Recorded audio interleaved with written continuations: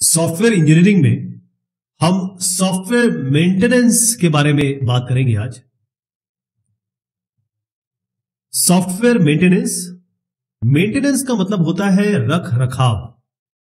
यानी कोई चीज बन गई है, अब उसको आपको मेंटेन करना है, उसका रख रखाव करना है, उसको साफ करना है, क्लीन करना है, पॉलिश करना है, उसे सॉफ्टवेयर मेंटेनेंस कहते हैं। ये जो है आखिरी फेज है। अगर आप माने तो ये सारे फेज के बाद आपने सॉफ्टवेयर जो है डिलीवर कर दिया है, दे दिया यूजर को। ये जो मेंटेनेंस है वो डिलीवरी के बाद शुरू होता है। तो सॉफ्टवेयर मेंटेनेंस, जब भी कोई भी मॉडिफिकेशन या परिवर्तन या कोई चेंज इस सॉफ्टवेयर प्रोडक्ट में या किसी हार्डवेयर प्रोडक्ट में भी जब एक बार आपने कस्टमर को दे दिया, उसके बाद किया जाता है, उसे हम सॉफ्टवेयर मेंटेनेंस कहते हैं। ध्यान रखिएगा कि जो मेंटेनेंस है वो सबसे बड़ा पार्ट लेता है आपके इस पूरे एसडीएलसी में, ये सॉफ्टवेयर डेवलपमेंट लाइफ साइकिल में। जैसे कहते हैं, एक बड़ी अच्छी लाइन है कि change is the only thing which never changes. परिवर्तन ही एक ऐसी चीज है जो परिवर्तित नहीं होती। तो सॉफ्टवेयर कोई अलग चीज तो है नहीं। तो मेंटेनेंस या रखरखाव सॉफ्टवेयर के लिए या किसी भी प्रोडक्ट के लिए इनएविटेबल है, बगैर इसके काम नहीं चलेगा। अगर आपके पास एसी है और एसी की आपने सर्विस नहीं करवाई तो उसके जो फिल्टर्स है उसमें धूल जम जाएगी, आपका एसी कुछ दिनों में बेकार हो जाएगा। तो इसमें मेंटेनेंस हर जगह जरूरी है।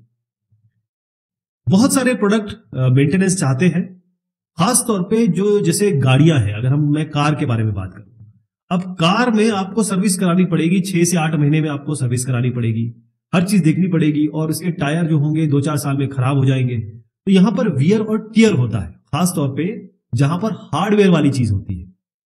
लेकिन सॉफ्टवेयर प्रोडक्ट में ये वियर एंड टियर नहीं होता है।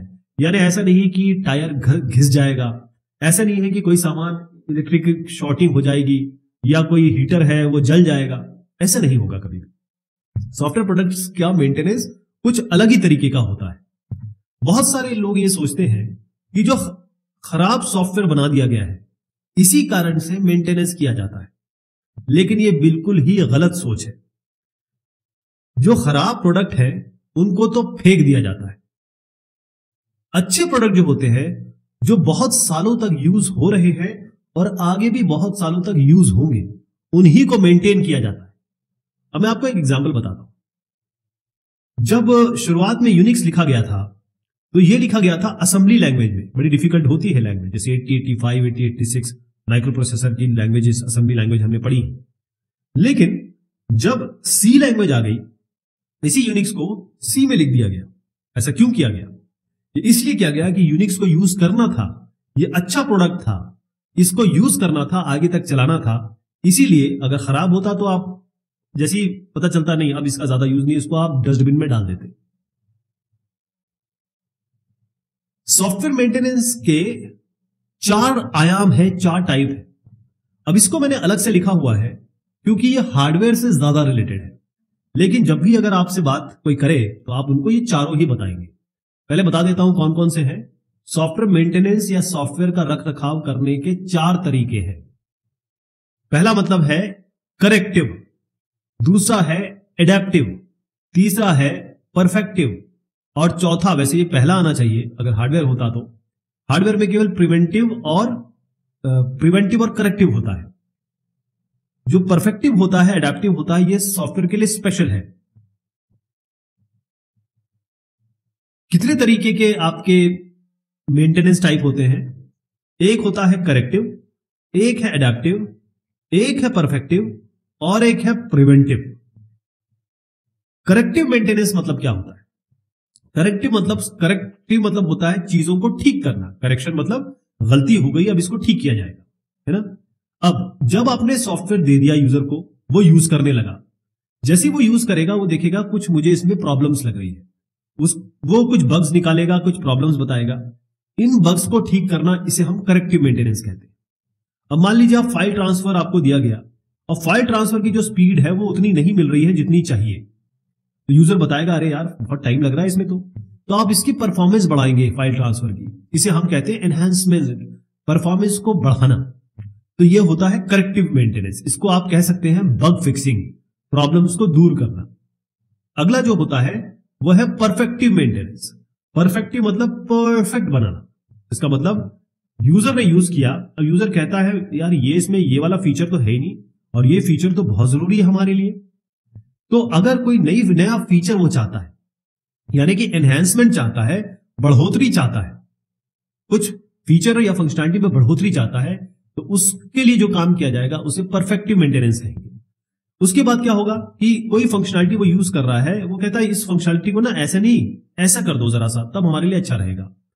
यानी कि स्केलेबल बनाना चाहता है या फंक्शनलिटी को चेंज करना चाहता है, इसको हम परफेक्टिव मेंटेनेंस कहते हैं। एडेप्टिव मेंटेनेंस, कई बार आप देखेंगे कि इसका नाम पोर्टिंग या माइग्रेशन के साथ रिलेट करते हैं। एडेप्टिव मेंटेनेंस पोर्टिंग और माइग्रेशन के साथ यूज करते हैं। वो ये होता है कि अगर आप मान लीजिए नए प्लेटफॉर्म पे कोई सॉफ्टवेयर बनवाना चाहते हैं, अब विंडोज 10 आया साहब, उसके बाद अपने आप विंडोज ने कहा कि विंडोज 11 कर लीजिए। अब विंडोज 10 से विंडोज 11 में गए, बड़ा आराम से हो गया, लेकिन कई सॉफ्टवेयर काम करना बंद कर दिया इन्होंने, जो हम बहुत ज्यादा यूज करते थे। अब कई ऐसे प्रोडक्ट हो सकते हैं जो इस पे काम ना करें, तो आप दौड़ेंगे सीधा जो जिसने आपको बना के दिया है, अरे सर ये तो चल नहीं रहा विंडोज 11 में, इसको तो चलवाओ। तो अब आपको ये ऑपरेटिंग सिस्टम में परिवर्तन के कारण अब आपको अपना सॉफ्टवेयर चेंज करना पड़ेगा, नए प्लेटफॉर्म में, नए ऑपरेटिंग सिस्टम में, नए हार्डवेयर में। इसे हम एडेप्टिव मेंटेनेंस कहते हैं। पोर्टिंग और माइग्रेशन भी इसे कहते हैं।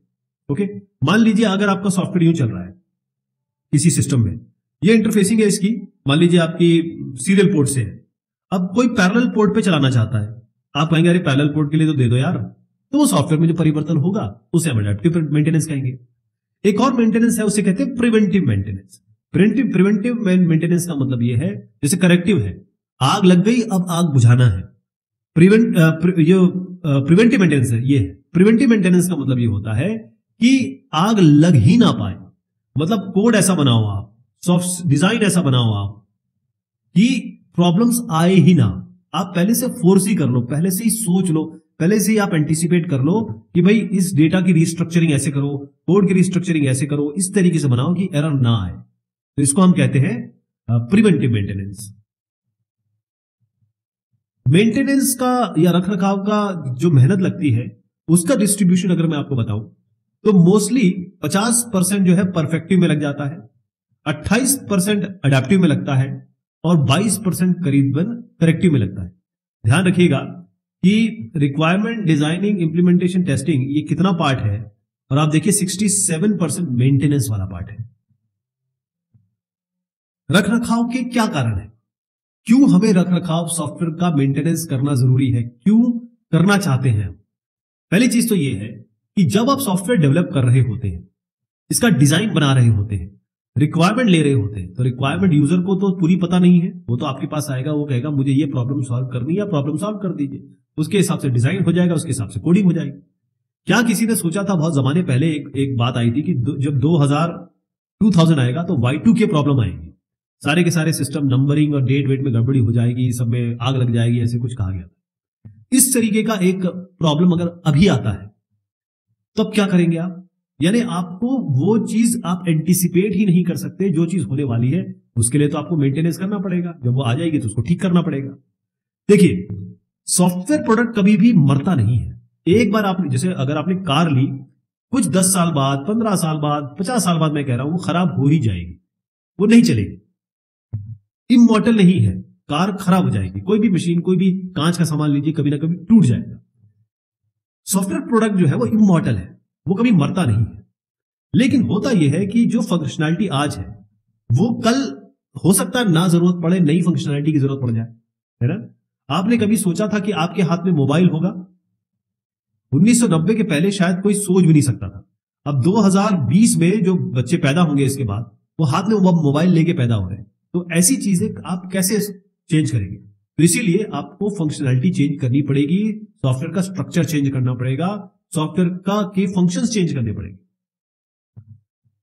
Whenever other of software it works with change। अब आप देखिए, जैसे मैंने आपको अभी भी एग्जांपल दिया कि आपका एक सॉफ्टवेयर काम करता है। अब मान लीजिए यहां पर आपने कहा कि भाई यूएसबी हम 2.0 कर रहे हैं। अब मान लीजिए यूएसबी 3.0 आ गई, फिर उसके बाद 4 आ गई, 5 आ गई, मैं कहता हूं 10 आ गई। अब इसके लिए इंटरफेसिंग आपको करनी पड़ेगी कि नहीं पड़ेगी? आपकी मजबूरी है, नई चीज आएगी तो आपको मेंटेनेंस करना ही पड़ेगा, है ना? मान लीजिए ऑपरेटिंग सिस्टम चेंज हुआ, जैसे मैंने अभी एग्जांपल दिया कि विंडोज 10 से विंडोज 11 में जाना है आपको। अब आपको जो माइक्रोसॉफ्ट है वो तो फ्री दे रहा है, आपको तो कोई दिक्कत नहीं है, आप कर देंगे। लेकिन विंडोज 11 पे सॉफ्टवेयर चलना बंद हो गया आपका, जो किसी कंपनी ने बनाया है, फिर आप क्या करेंगे? करना ही पड़ेगा, मजबूरी है। ये भी हो सकता है कि यूजर किसी और प्लेटफॉर्म पे जाना चाहे, है ना, जैसे मैंने कहा विंडोज 10 से विंडोज 11, या हार्डवेयर चेंज कर रहा है, उस हार्डवेयर के हिसाब से सॉफ्टवेयर में परिवर्तन होना चाहिए। वो कहता है मेरे पास 10 फंक्शनलिटी है, मेरे को ये 2 फंक्शनलिटी और दीजिए, इसके बगैर मेरा काम नहीं चलेगा। या मान लीजिए कोई गवर्नमेंट ने कोई चेंज कर दिया अपने प्लान में, कोई भी चीज गवर्नमेंट की हो सकती है, या कोई कंपनी किसी का मर्जर हो सकता है, वो कंपनी अपनी चीजें डालना चाहती है, तो उसके लिए तो सॉफ्टवेयर में चेंज होगा ही ना।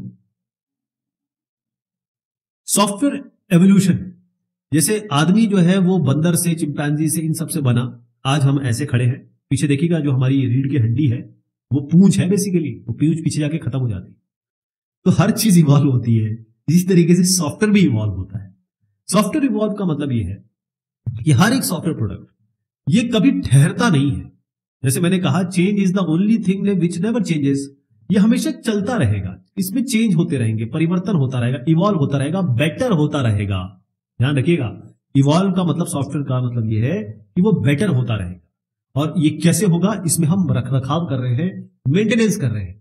हमेशा हमारे पास कुछ ना कुछ परिवर्तन के लिए प्रपोजल आएंगे, रिक्वेस्ट आएगी, और उस रिक्वेस्ट को हम आत्मसात करेंगे और उसको एग्जीक्यूट करेंगे, इंप्लीमेंट करके मेंटेनेंस के थ्रू। देखिए, कई ऐसे बहुत बड़े सॉफ्टवेयर हैं, लार्ज, बड़े, बहुत पैसा लगा है इनको बनाने में, या ये बहुत बेहतरीन, मतलब बहुत खूबसूरत और बहुत यूजफुल सॉफ्टवेयर है, और बहुत बड़ी पॉपुलेशन के लिए यूजफुल सॉफ्टवेयर है। अब ये जो ऐसे सॉफ्टवेयर है, इनको आप अगर रिप्लेस करना चाहो तो इसका कॉस्ट बहुत ज्यादा लग जाएगा। बेटर ये है कि एक ऐसा सॉफ्टवेयर या ऐसे सॉफ्टवेयर जो बहुत सालों तक चलने वाले हैं, उनको बेटर ये है कि रिप्लेस करने से अच्छा मेंटेन कर लीजिए, उसमें परिवर्तन ला दीजिए। मेंटेनेंस सॉफ्टवेयर या हार्डवेयर, खासतौर पे सॉफ्टवेयर के लिए बता रहा हूं मैं आपको, रखरखाव के कुछ नियम है, कुछ कानून है, कुछ कायदे हैं। तो लॉज ऑफ मेंटेनेंस, उससे पहले मैं आपको बताऊं कि आपके पास ऐसे सॉफ्टवेयर जरूर होंगे जो मेंटेनेंस मांगेंगे, क्योंकि मेंटेनेंस के बगैर तो सॉफ्टवेयर शायद चल ही नहीं पाएंगे। जैसे यूजर को देंगे आप, यूजर बोलेगा ना मुझे इधर ये लेफ्ट में था, राइट में कर दो, ये फंक्शन बढ़ा दो, इस फंक्शन की जरूरत नहीं, हटा दो, वो तो होगा ही होगा।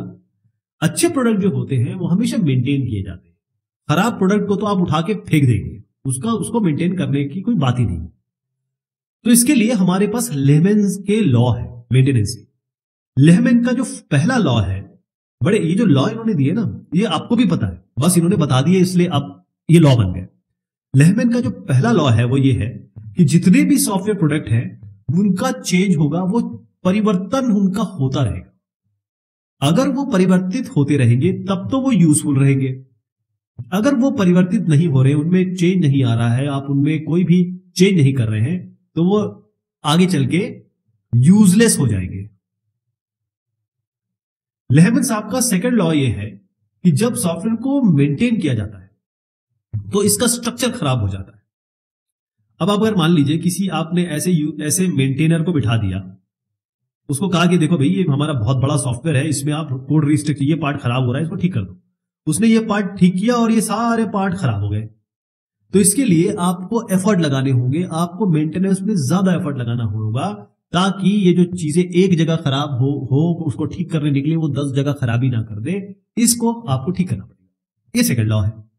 थर्ड लॉ लेहमैन का कहता है कि जो प्रोग्राम या प्रोडक्ट की जो लाइफ टाइम है, इसका जो डेवलपमेंट है वो कॉन्टिन्यूस चलता रहता है। ऐसा नहीं कि आपने डेवलपमेंट यहां किया फिर कम हो गया, फिर यहां बढ़ गया, ऐसा नहीं है। वो ये कहते हैं कि चाहे आप जैसे ही आपने सॉफ्टवेयर बनाना शुरू किया, तो आप रिक्वायरमेंट से लेकर, डिजाइन से लेकर, कोडिंग से लेकर, डिप्लॉयमेंट, टेस्टिंग से लेकर, डिप्लॉयमेंट से लेकर, आपका मेंटेनेंस से लेकर, ये सीधा चलता रहेगा।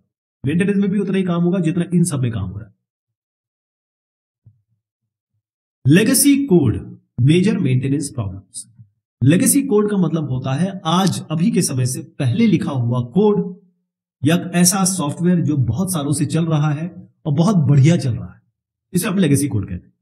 लेकिन मेंटेनेंस जब करने जाते हैं आप एज अ मेंटेनेंस इंजीनियर, तो आप देखते हैं इसमें क्या क्या प्रॉब्लम्स आती हैं, जो सबको आती है। पहला है अनस्ट्रक्चर्ड कोड, बैड प्रोग्राम्स। अगर आपके कोड में गोटू लिखा हुआ है या आपने बहुत सारे नेस्टेड इफ एल्स डाल दिए या नेस्टेड लूपिंग कर दिए, बहुत सारी आपने बड़े बड़े प्रोसीजर लिख दिए हजारों लाइन के, तब क्या होगा? ये खराब प्रोग्राम, इसको खराब प्रोग्रामिंग कहते हैं। प्रोग्रामिंग खराब तभी होती है जब डिजाइन खराब होता है। मेंटेनेंस प्रोग्रामर, ये जो साहब दिख रहे हैं हम, हो सकता है इनके पास उतनी नॉलेज ही ना हो। आपने एक प्राइवेट कॉलेज का बंदा उठाया और बिठा दिया मेंटेनेंस के लिए, या उसको ठीक से ट्रेनिंग नहीं दी, या उसको आइडिया ही नहीं है कि वो क्या कर रहा है। ऐसा आदमी क्या मेंटेन कर पाएगा? सॉफ्टवेयर मेंटेनेंस का नाम ही है कि अरे यार मेंटेनेंस गाय, अरे मेंटेनेंस कर रहा है, अरे कोडर देखिए, अरे डिजाइनर है वो तो मेंटेनेंस का नाम ही बदनाम है यार मेंटेनेंस, जबकि मेंटेनेंस सबसे बड़ा बड़ा काम होता है। कई बार अच्छे सॉफ्टवेयर का मतलब ये होता है, जब भी सॉफ्टवेयर डिलीवरी होती है, बड़े सॉफ्टवेयर बनते हैं, तो इसमें वर्क प्रोडक्ट आते हैं। वर्क प्रोडक्ट में क्या होता है? आपका कोड तो होगा ही होगा, साथ में आपके डॉक्यूमेंट्स होंगे। डॉक्यूमेंट्स कौन कौन से हो सकते हैं? एसआरएस होगा, डिजाइन डॉक्यूमेंट होगा, और आपका टेस्ट प्लान होगा, आपका यूजर मैनुअल होगा, आपका इंस्टॉलेशन गाइड होगा, तमाम तरीके के आपके ये एक्सेप्टेंस टेस्ट प्लानिंग, ये सब कुछ होगा। कभी कभी डॉक्यूमेंट ही नहीं होते, कभी कभी जो आपने कोड लिखा उसी में आपने कमेंट नहीं डाले हैं। इतना कम हमारे पास जानकारी है कि बेचारा अगर अच्छा बंदा भी हो, किसी भी कॉलेज से आया हो, बेहतरीन आदमी हो, तो भी ये नहीं समझ पा रहा है। ये प्रॉब्लम्स है। यहां पर मैं आपको गोटू का एग्जांपल बता रहा हूं। ये गोटू जो है, अगर आप मैं आपको आगे बताऊंगा इसके बारे में। ये आपका देखिए किस तरीके से आपने कोहेजन कपलिंग इसमें बढ़ा रखी है, और यहां पर कोहेजन कपलिंग अच्छी है। ये आपने इतने सारे नेस्टेड इफ एल्स के लूप डाल दिए हैं, इसका मैं अभी चर्चा करता हूं। Insufficient knowledge, bad image of maintenance. जैसे मैंने आपको बताया कि हो सकता है जो मेंटेनेंस वाला है वो है बहुत अच्छा, लेकिन इसके पास, बेचारे के पास जानकारी नहीं है। इसके पास ना डॉक्यूमेंट आप दे रहे हैं, ना आपने बनाए हैं, ना इसको कोड इतना ऐसा बना के दिया गया है जो ये मेंटेन कर सके। तो मेंटेनेंस टीम जो होती है वो डेवलपमेंट टीम से अलग होती है। मेंटेनेंस टीम अलग होती है। आपने देखा ना कि यार वो तो अमेरिका गया हुआ है, क्यों? सॉफ्टवेयर मेंटेन कर रहा है। वो तो जर्मनी में बैठा हुआ है, क्या कर रहा है? सॉफ्टवेयर मेंटेन कर रहा है। मेंटेन क्यों कर रहा है? क्योंकि सॉफ्टवेयर वहां पर ऑलरेडी आपने डाल दिया है, दे दिया है। वो अलग टीम होती है। आप जितने भी डॉक्यूमेंट्स हैं अगर उनको भी पढ़ ले, कई बार बहुत मुश्किल होता है कि दस्तावेज को पढ़कर आप पूरे सॉफ्टवेयर के बारे में पता कर सके।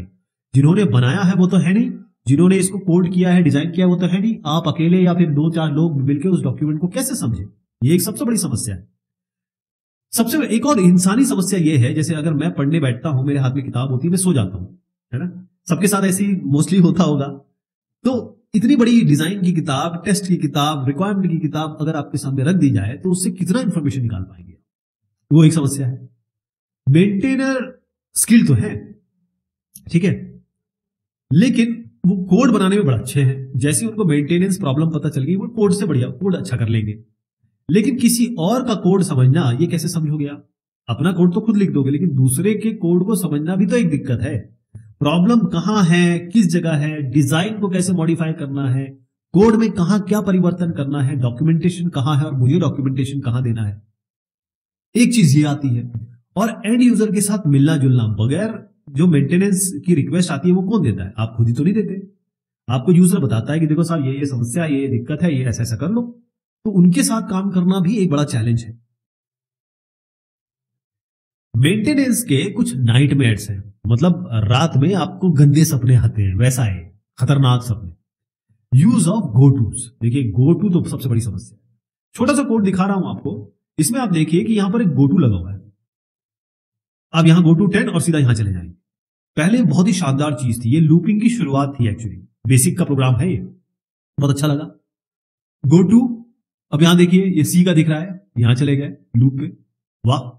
लेकिन इसने इतनी समस्या क्रिएट की कि पूरा एक हवाई जहाज गिर गया साहब।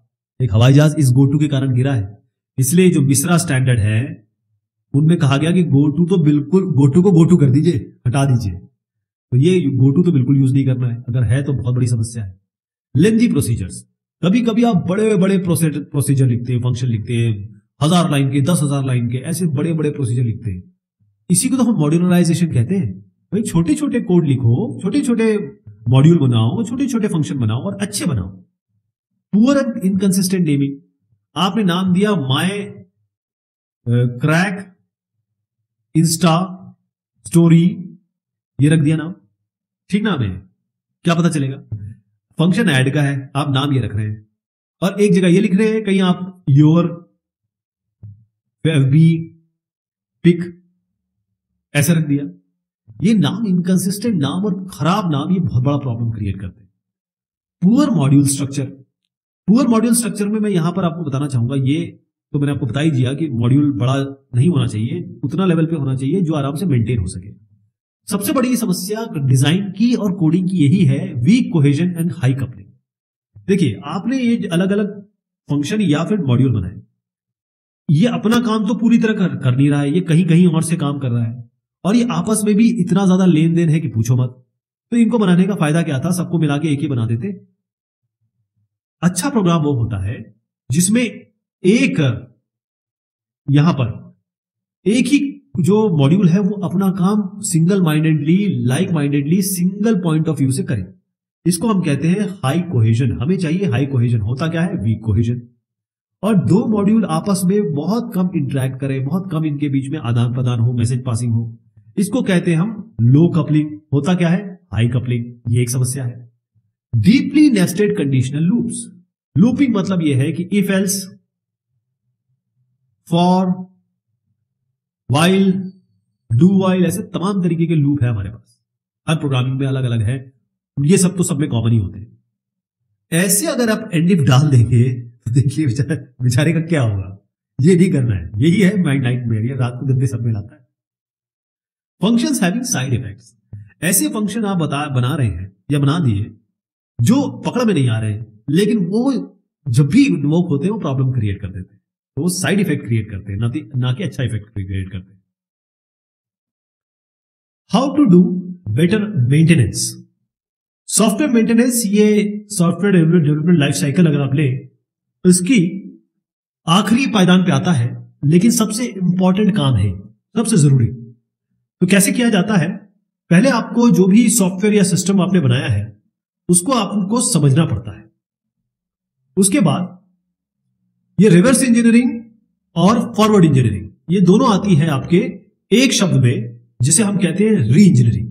तो पहले आपको यहां से रिवर्स इंजीनियरिंग करनी पड़ेगी और उसके बाद डिजाइन निकालना होगा। यानी कि पहले आप डिजाइन निकालेंगे क्योंकि आपके सामने कोड होगा और इस कोड से आप डिजाइन निकालेंगे और इसी को री इंजीनियरिंग कहते हैं, क्योंकि यहां से फिर शुरुआत करेंगे आप। कहने का मतलब, अगर आपके पास जो भी एग्जिस्टिंग कोड है, सॉफ्टवेयर है, उसकी रिवर्स इंजीनियरिंग करनी होती है, यानी आपको कोड से डिजाइन निकालना होता है और वहां से रिक्वायरमेंट जनरेट करने होते हैं। रीस्ट्रक्चरिंग हम इसे ही कह रहे हैं। और फिर जब आप यहां पर पहुंच गए तो जो भी आप लाइफ साइकिल मॉडल यूज करते हैं, जो तरीका आपका नॉर्मल होता है, उसी तरीके से आपको आगे बढ़ना है। इस पूरे को रिवर्स इंजीनियरिंग और फॉरवर्ड इंजीनियरिंग, इस पूरे को हम री इंजीनियरिंग कहते हैं। मेंटेनेंस के कुछ प्रोसेस मॉडल्स हैं। जो बहुत बड़े सॉफ्टवेयर हैं उनके लिए अलग प्रोसेस मॉडल है, जो सिंपल सॉफ्टवेयर हैं उनके लिए अलग प्रोसेस मॉडल है। मेंटेनेंस की जो गतिविधियां हैं, एक्टिविटीज, वो दो प्रकार की हो सकती है। एक तो प्रोडक्टिव एक्टिविटी और एक non productive activity. Non productive का मतलब है ये कुछ पैदा नहीं कर रही है, इससे कुछ वर्क प्रोडक्ट नहीं मिल रहा है। जैसे आप मेंटेनेंस में जब होंगे तो आप कोड को समझेंगे कि कोड में लिखा क्या है, कैसे लिखा गया है। वहां से आप डिजाइन निकालने की कोशिश करेंगे और वहां से आप रिक्वायरमेंट समझने की कोशिश करेंगे। तो ये जो समझने का समय है, अंडरस्टैंडिंग डिजाइन को, कोड को, ये सारा नॉन प्रोडक्टिव है, क्योंकि इसमें कोई वर्क प्रोडक्ट या कुछ आउटपुट नहीं निकल रहा है।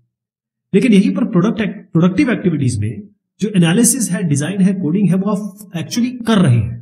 तो यहां पर आपका रिजल्ट आएगा, यहां पर आपके वर्क प्रोडक्ट या कुछ ना कुछ रिजल्ट निकलने वाला है।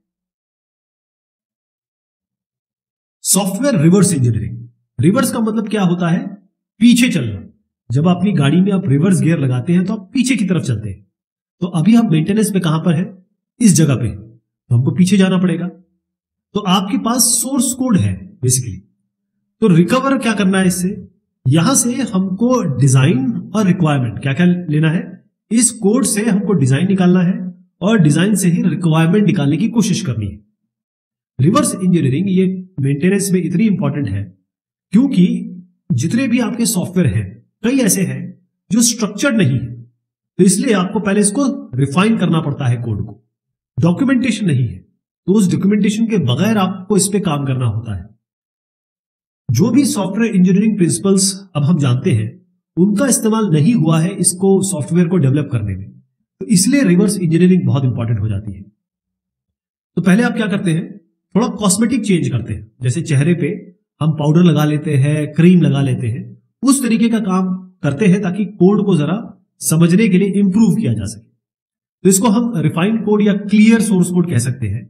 और यहां से हम जैसे स्ट्रक्चर नहीं लिखा है, इफ एल्स ठीक से नहीं लिखा है, या ठीक से कमेंटिंग नहीं हुई है, वो कमेंट, वो कोडिंग, इसकी रीस्ट्रक्चरिंग करते हैं, थोड़ा क्लीन बनाते हैं इसको।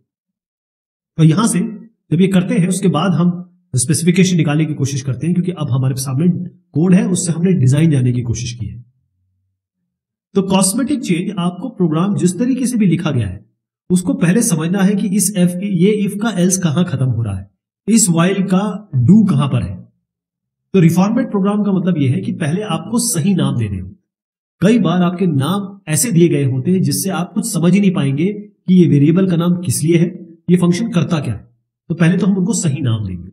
उसके बाद जितनी भी कंडीशन है, चाहे इफ एल्स की हो, चाहे आपकी डू वाइल की हो, या जितने भी आपके लूपिंग कंस्ट्रक्ट हो, और ऊपर से लॉजिकल जो काम होता है जिसमें एंड और आप यूज करेंगे, उनको सिंप्लीफाई करना है थोड़ा।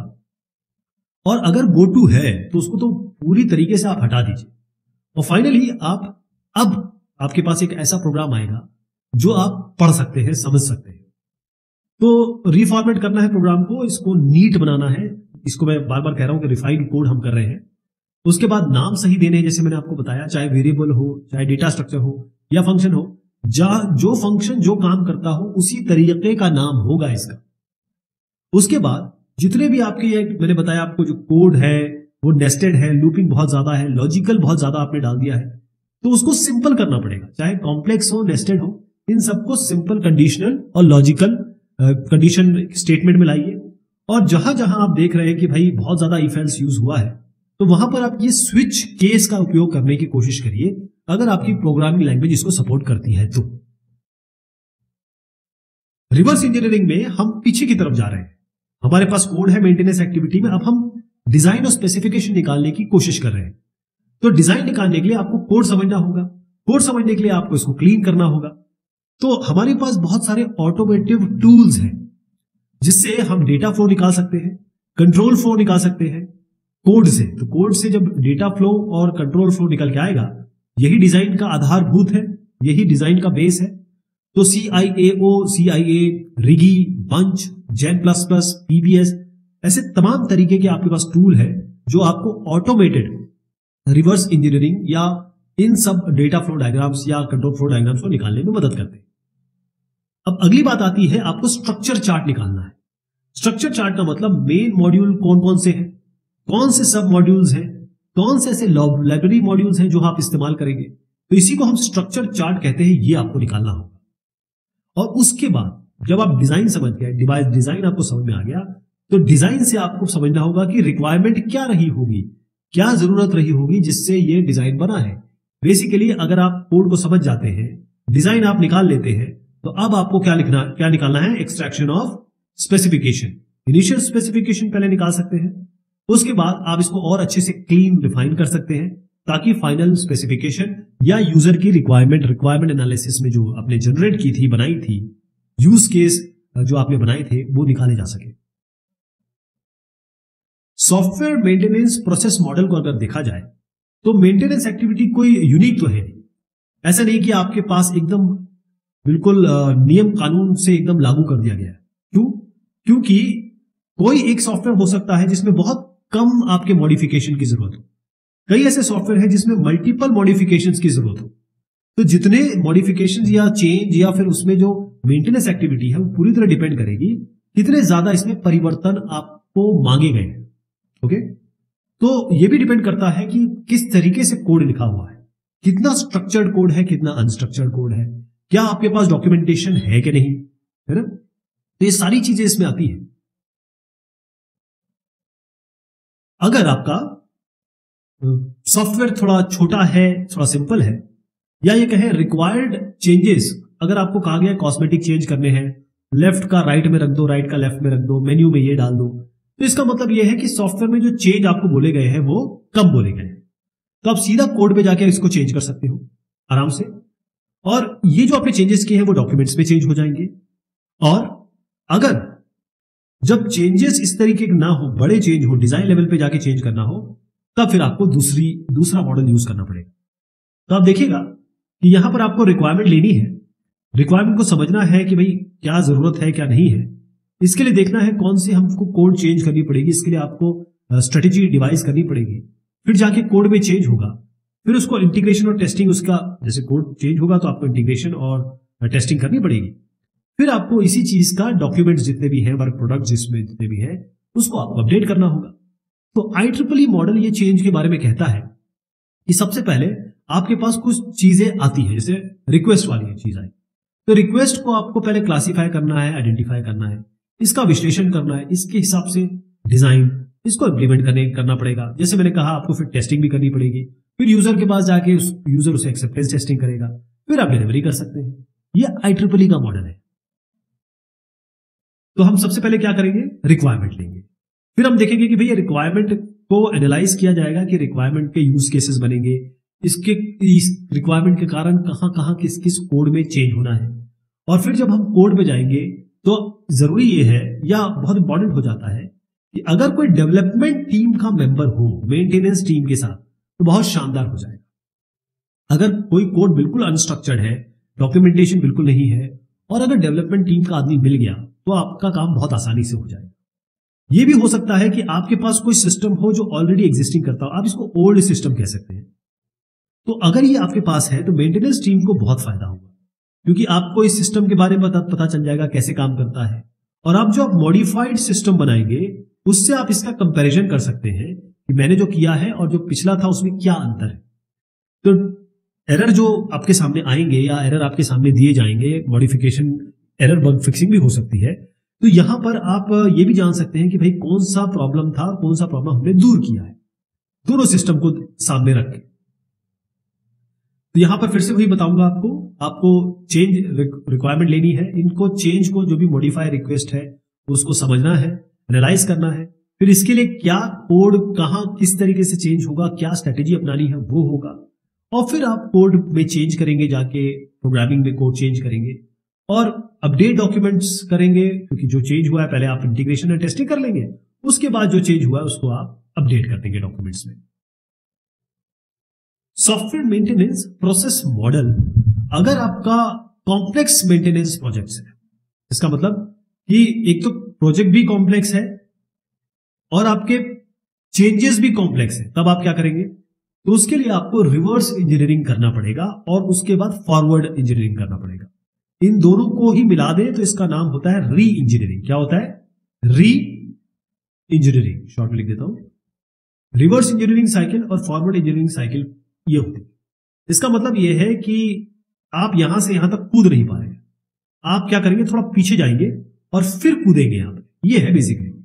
तो रिवर्स इंजीनियरिंग साइकिल के बाद फॉरवर्ड इंजीनियरिंग होती है, और जो रिवर्स इंजीनियरिंग में हम कोशिश करते हैं कि मेंटेनेंस पे जब हमारे पास कोड है तो हम उससे डिजाइन निकालें, डिजाइन से रिक्वायरमेंट स्पेसिफिकेशन निकालें, ये रिक्वायरमेंट स्पेसिफिकेशन पता चल गया, इसमें अपने नए रिक्वायरमेंट्स जोड़े जो अभी आए हैं, और फिर जिस तरीके से हम कोड बनाते हैं या सॉफ्टवेयर डेवलपमेंट लाइफ साइकिल चलाते हैं वो करेंगे आप। ये कब प्रेफरेबल है, जब रिवर्क बहुत ज्यादा है, मतलब अगर आप 15% से ज्यादा एफर्ट आपको चाहिए, मतलब एफर्ट इतना ज्यादा है जो पिछले से 15% से ज्यादा चाहिए, तो आपको इसको पूरी तरीके से ये दोनों साइकिल लेनी पड़ेगी। तो रिवर्स इंजीनियरिंग आप समझ गए ना, आपको फिर से बता देता हूं, रिवर्स इंजीनियरिंग का मतलब है आपके पास कोड है, कोड से आपको डिजाइन निकालना है, डिजाइन से रिक्वायरमेंट स्पेसिफिकेशन निकालना है, इस प्रोसेस को पीछे जाने को हम कहेंगे रिवर्स इंजीनियरिंग। और जब रिवर्स इंजीनियरिंग कर दी तो आपके पास स्पेसिफिकेशन भी आ गया, डिजाइन भी आ गया, अब आप यहां से दोबारा चलेंगे ताकि आप वही प्रोसेस फॉलो करें और नए सॉफ्टवेयर का इजाद करें, नया सॉफ्टवेयर विद मॉडिफिकेशन लेके आए।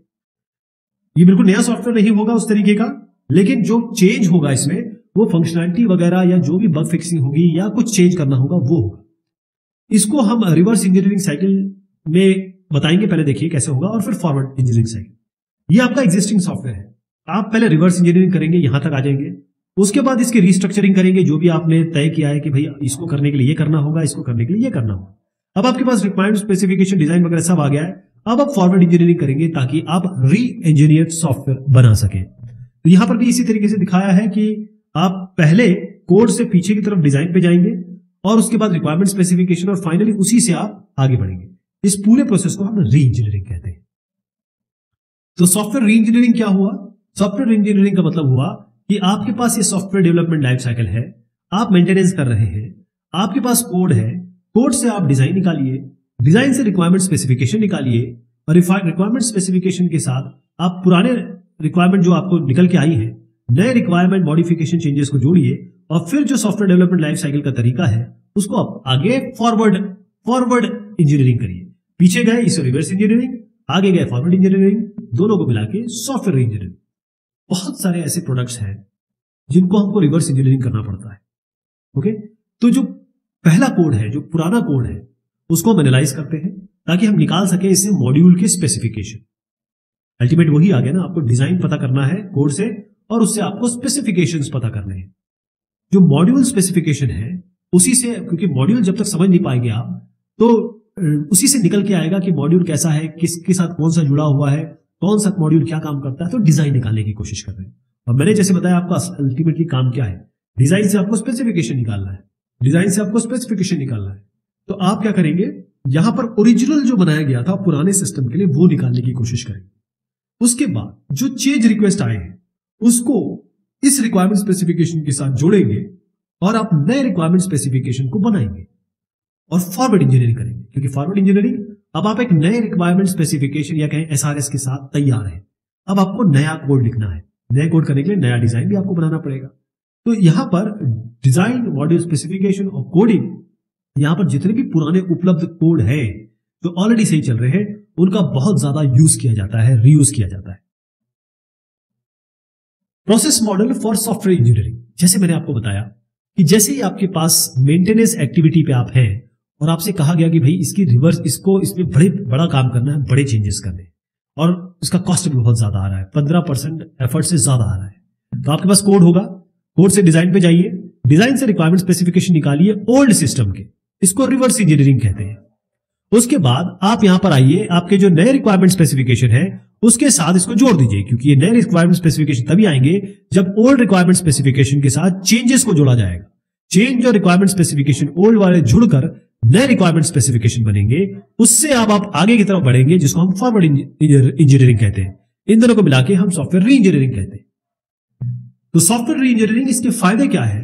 पहली चीज तो यह है कि जो ओरिजिनल प्रोडक्ट था उससे अच्छा आपको बेटर डिजाइन मिल जाएगा, क्योंकि डिजाइन भी आप चेंज कर रहे हैं। सारे डॉक्यूमेंट्स आप क्रिएट करेंगे, एसआरएस से लेकर डिजाइन डॉक्यूमेंट से लेकर आप टेस्टिंग प्लान से लेकर सब कुछ, यूजर मैनुअल सब जनरेट कर रहे हैं और एफिशिएंसी भी बढ़ जाएगी क्योंकि परफॉर्मेंस बढ़ाएंगे आप इसको। री इंजीनियरिंग वहां जरूरी है जहां पर रीवर्क बहुत ज्यादा है। अगर छोटे मोटे कोड पैच फिक्सिंग करनी है, बग फिक्सिंग करनी है, वो तो आराम से हो जाएगा। बड़ा काम करना है तो आपको री इंजीनियरिंग करेगी। और अगर आपका सॉफ्टवेयर कुछ ज्यादा फेलियर दिखा रहा है, उसकी रिलायबिलिटी, अवेलेबिलिटी, एक क्वालिटी इशू है, तो आपको री इंजीनियरिंग करनी पड़ेगी। और या आप ये समझ लीजिए कि आपको बहुत दिक्कत हो रही है समझने में, प्रोडक्ट बहुत मुश्किल है, तब आप री इंजीनियरिंग करेंगे। देखिए, एफिशिएंसी इंप्रूवमेंट अच्छे डिजाइन से आता है। अच्छा डिजाइन मतलब सॉफ्टवेयर अच्छा काम करेगा, बेटर काम करेगा।